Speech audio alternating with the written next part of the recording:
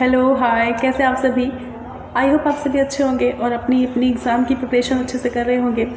सभी का रीट का एग्ज़ाम था 27-28 फरवरी में और अब तो सभी ने एग्ज़ाम दे दिया होगा। और जिनका रीट प्री क्लियर हो चुका होगा वो अब रीट मेंस की प्रिपरेशन कर रहे होंगे। मेरा भी रीट का एग्ज़ाम था 28 फरवरी को। मैंने एक वीडियो में आप सभी को बताया था। जयपुर ज़िले में मेरा रीट का एग्ज़ाम था और मैं अयोध्या से हूँ, मुझे जयपुर जाना था।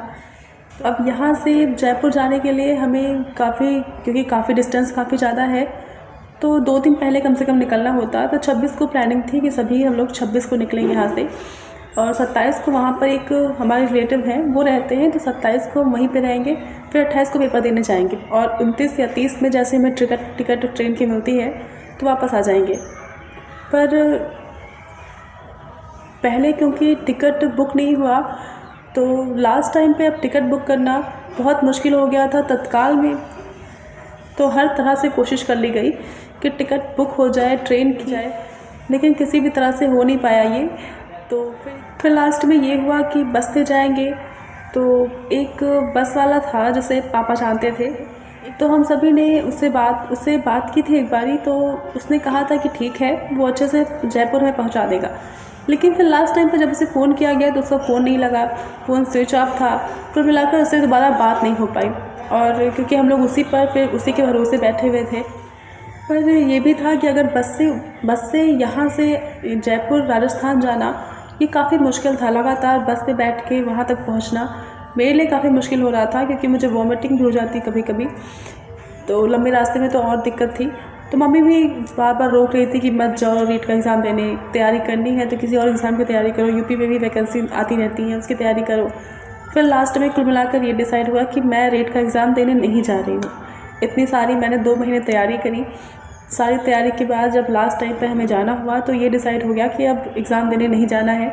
जो भी तैयारी करनी है वो दूसरे एग्ज़ाम की तैयारी कर लो और ज़्यादा दूर किसी अदर स्टेट की तैयारी, बस बहुत सारी वैकेंसी यूपी में भी आ रही हैं, उसकी तैयारी कर लो। तो रीट का एग्ज़ाम कुल मिलाकर कैंसिल हो गया, मैं गई नहीं एग्ज़ाम देने।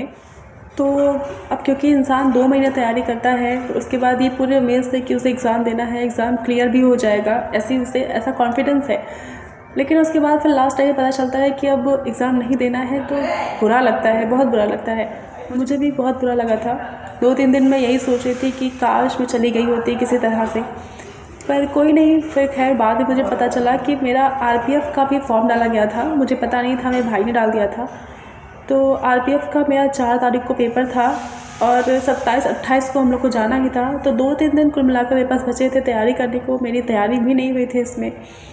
आरपीएफ में आप सभी को पता है 35 नंबर मैथ के आते हैं, 35 नंबर रीजनिंग के आते हैं, 50 नंबर का जीके जीएस होता है। तो खैर बिना किसी तैयारी के अपने प्रीवियस नॉलेज के बेस पर मैं आरपीएफ का एग्ज़ाम देने गई। और क्योंकि इतने क्वेश्चंस होते हैं और उसके बाद उसमें टाइम केवल 1.5 घंटे का ही होता है, बहुत ही कम टाइम होता है। सीबीटी में कंप्यूटर बेस्ड एग्ज़ाम होता है। तो वहाँ पे क्या था कि मैंने जो जीके जीएस था, तो जो जीके जीएस था 3 मार्क्स वाला, वो बाकी एग्ज़ाम में जो भी जीके जीएस आता है उससे कंपैरिजन काफ़ी टफ एग्ज़ाम था, काफ़ी टफ पेपर आया था जीके जीएस का। तो जीके जीएस जब मैंने देखा तो कुल 50 क्वेश्चन थे जीके जीएस के, जिसमें से मेरे केवल 22 क्वेश्चन ही सही थे। नेगेटिव मार्किंग थी 1/3 की। 22 क्वेश्चन ही जीके जीएस के सही थे। उसके बाद फिर मैं जीके जीएस जो मुझे नहीं आ रहे थे उसको मैंने छुआ भी नहीं। फिर मैंने रीजनिंग किया। रीजनिंग 35 क्वेश्चन थे, रीजनिंग में मैंने केवल 31 क्वेश्चन किया था। 31वां क्वेश्चन कर रही थी तब तक टाइम ख़त्म हो गया और कंप्यूटर बंद हो गया। तो बस 2-3 क्वेश्चन और रह गए थे और मैथ तो मैं खोल ही नहीं पाई। मैथ का एक भी क्वेश्चन मैंने देखा नहीं क्योंकि टाइम ही सारा ख़त्म हो गया। रीजनिंग में काफ़ी टाइम लग गया, क्योंकि अब सभी को पता है कि रीजनिंग में काफ़ी टाइम लगता है, या फिर उन्हीं को कम टाइम लगता है जिनका एक्सपीरियंस होता है, जो कई बार प्रैक्टिस कर चुके होते हैं, मॉक टेस्ट देते हैं। मुझे केवल 2 दिन का मौका मिला था, 2 दिन में मेरी कोई ख़ास तैयारी तो हो नहीं पाई थी।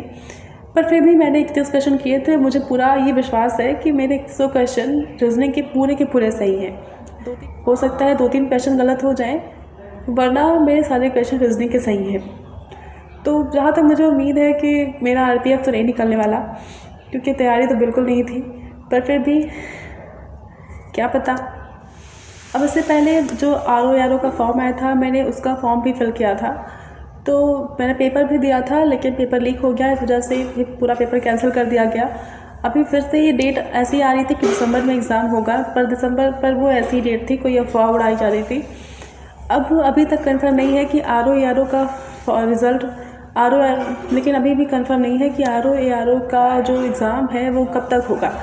तो कुल मिलाकर अभी मेरा फोकस पूरी तैयारी RO की है। तो अब मैं अपनी पूरी तैयारी केवल RO के लिए ही कर रही हूँ, क्योंकि वो तो यूपी का ही है और मुझे वो एग्ज़ाम देना ही है चाहे जैसे। मैं रीट का एग्ज़ाम नहीं दे पाई, कोई बात नहीं, अभी बहुत सारे एग्ज़ाम हैं, उसकी तैयारी करनी है। हो सकता है अभी बहुत सारे एग्ज़ाम दे रहे हैं, बहुत टाइम मिलेगा, अभी बहुत सारे मौके मिलेंगे एग्ज़ाम देने के लिए। और अगर आप में से भी किसी ने रीट का एग्ज़ाम नहीं दिया है, किसी वजह से नहीं जा पाए, तो उन्हें भी परेशान होने की ज़रूरत नहीं है, क्योंकि बहुत सारे मौके अभी आपके पास आएंगे एग्ज़ाम के लिए। छोटी मोटी वैकेंसीज़ अक्सर सरकार निकालती रहती है। टीचर वैकेंसीज़ तो मुश्किल है, सुपर टेट आना यूपी में काफ़ी मुश्किल है, लेकिन बाकी वैकेंसीज़ आती रहती हैं। इतने टाइम से मैंने कोई वीडियो भी नहीं बनाया था, तो मैंने सोचा आज एक वीडियो बना दूं, और मैंने RO की प्रिपरेशन फिर से शुरू कर दी है। उस टाइम पे मैंने पढ़ा था, लेकिन काफ़ी टाइम से बीच में बंद कर दिया था, दूसरे एग्ज़ाम की तैयारी कर रही थी। अब फिर से तैयारी शुरू कर दी, तो एक बार फिर से आप ये कह सकते हैं एक तरह से रिवीज़न कर रही हूँ, लेकिन अच्छे ढंग से।